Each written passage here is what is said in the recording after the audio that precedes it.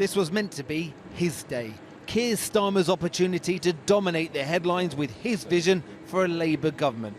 A vision shoulder barged down the news agenda when the Prime Minister nonchalantly announced this.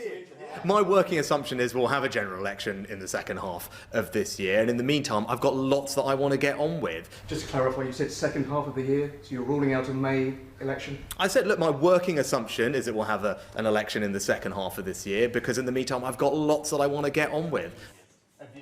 So it's not a definitive, a door open should Rishi Sunak change his mind, but the narrative Labour are desperate to push, he's bottled it. If the Prime Minister is now hinting that it's going to be later in the year, then I think the question is, what's he hiding? Well, this is a serious issue for the country. If he can't name a date, then effectively he's just squatting in Downing Street, holding the country back with his dithering and delaying. So he needs to come clean. What's he hiding? But I can tell you this, we're ready. Today's location, a state-of-the-art research facility in Bristol for a vision of the future from Labour. In a speech more promise than policy, the promise was the party has transformed and ready to govern. Whether you're thinking of voting Labour for the first time, whether you always vote Labour, or whether you've no intention of voting Labour whatsoever, my party will serve you. That's who we are now. A changed party, no longer enthralled to gesture politics, no longer a party of protest, a party of service. Labour may be ahead in the polls, but the fear here is voters still aren't sure about the man in charge, a point echoed by one of his own MPs and former Labour policy chief, John Cruddas, who said at the weekend he found it difficult to identify the purpose of a future Starmer government. But if 2 years in, both Labour policy chiefs, former or whatever, and voters don't know what a Keir Starmer government will stand for, what is it you are getting wrong? So I believe firmly that we've set out precisely what we're going to do. I've also said that these will be our priority. And I've said a number of times there will be good Labour things we won't be able to do in quite the way we wanted when we wanted. So set out in terms of what we're going to do, how we're going to do it, how we're going to achieve it, and I take your question as an invitation just to repeat that so that hopefully those that still claim that we've not been clear can have another chance to remind themselves of all the things I've been saying for many, many months now.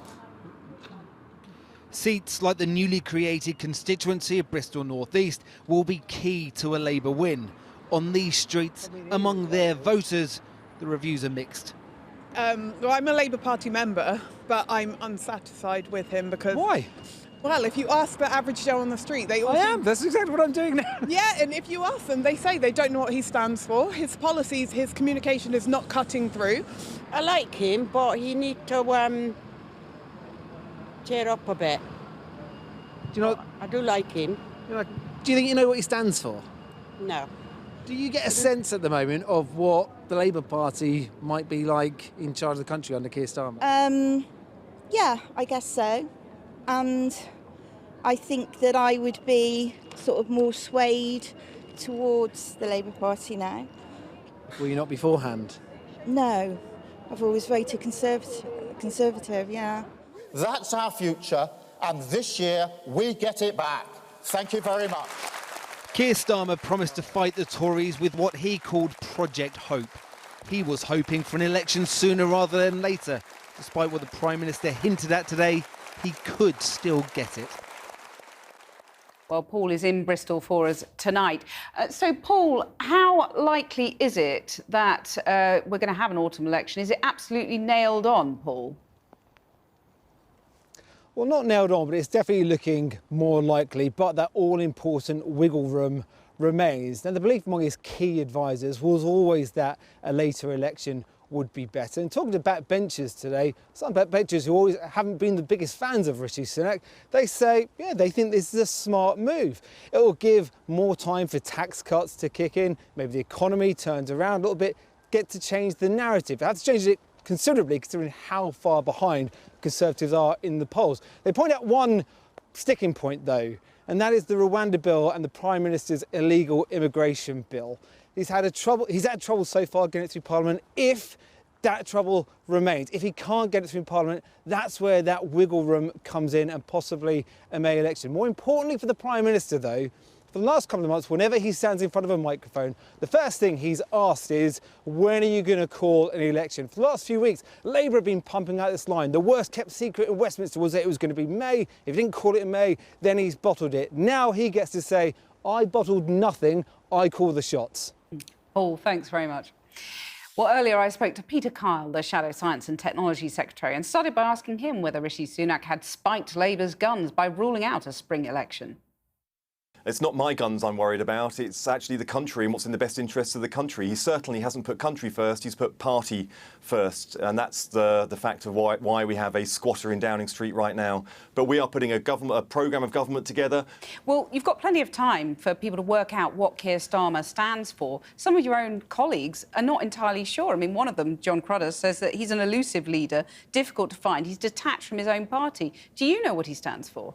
I certainly do, and you saw it today. Keir Starmer is all about public service and delivering for the public based on the priorities of the country. What we saw today was Keir set out a decade of national renewal populated by 5 priorities for our country. Firstly and foremostly getting growth into the economy, and then making sure also that we can change the tone and the conduct of public life. People are crying out for a politics of unity. Those 5 priorities you talk about, are they all a bit mushy and a bit nebulous, or are you secretly quite radical? Well, I think if you actually understand what radical is in this day and age, there are 7.72 million people waiting for treatment on the NHS. Radical for most people, is getting the treatment they need. Radical right now is having a job that pays enough so you can feed your family throughout the whole week. So we often talk about radical, and some people on the left and some people on the right talk about radical in quite lofty terms. But actually, because of the way our economy has been run, with no growth and high taxation, because of stagnation and the holding down of wage increases for the last decade, radical actually means being able to get a doctor's appointment the next day for the vast majority of people who live in our country. So these 5 missions actually are across government.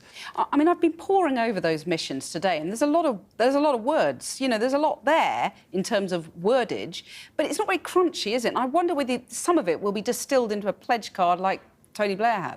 Well, I always think, I reread the Tony Blair pledge card today, actually, after I watched Keir's speech, and the first thing that struck me, actually, was how vague a lot of it was, and actually some of it was far less radical than people seem to remember back in the day. What we saw today from Keir was actually quite sharp politics, but also some very good, clear direction when it comes to how we will change, should we get the opportunity, our country, our public services and our economy. Getting the economy to being the fastest growing in the G7, our primary mission, that is radical, because flowing from it actually is a transformation that our public services needs, and the wage growth that people need for those hard-working, ordinary people out there. So do you think he's really more radical than Tony Blair? What I said was that if you look at the proposal now, this far out from an election, I think you see a lot more detail and you see an enormous amount of ambition there. And as we move towards the general election, you'll see a lot more detail there, because it's right to start setting a lot more detail out as you get to an election. But already, if you look at economic growth, we're going to reform the planning regulations. We're going to make sure that we get more of the infrastructure our country needs. We're going to unleash some of the potential that's holding back our economy by embracing technology in a more open and egalitarian way, and make it more available for all parts of our economy, and crucially, get it into our public services as well. Keir Starmer promised a politics that, and I quote, treads lighter on people's lives. Do you think people want politics to be a lot more boring now? I think people want a politics that just is rooted in the interests of our economy, public services, and just establishing a set of relationships with all of the different people, the people and organisations that make our country work, and those key global partners that make Britain at its best. And what you saw today with Keir, I think, is somebody with energy, somebody who had some punch, somebody who had the vision for a better Britain, and actually looked enthusiastic and hopeful about it. And I think that is what we need more of in our politics. Peter Kyle, thanks very much.